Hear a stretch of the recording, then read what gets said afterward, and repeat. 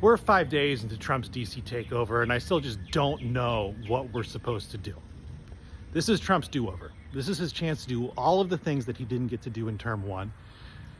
But there's one big thing missing: the pandemic. If he really wants to make good on all of the lost authoritarian potential of term one, he needs a pandemic-style crisis. And he needs it fast if he doesn't want to lose whatever political legitimacy he has left after the Epstein scandal. He's about to turn into a lame duck. His entire administration is based on crises. His immigration policy, his tariffs, even his energy policy is based on misusing emergency powers in the face of crises that simply do not exist. Sending troops to LA was a dud, so now we're going to try to start some riots in DC. When you look at it that way, the answer is obvious. Hunker down and don't risk giving Trump his big instigating moment. But then I'm rethinking that because a friend posted an old Onion headline. Protesters urge not to give Trump the pretext for the thing that he's already doing. And that's right too. We have to stand up against this. We have to figure out a way of enacting some sort of political consequences on Trump for these absolutely insane actions. So I want to try something a little different. I happen to live in one of the nicest neighborhoods in DC. Everything that you've seen in this video is in DC city limits. Does this look like a city in crisis to you? Does this look like somewhere we need to send the National Guard?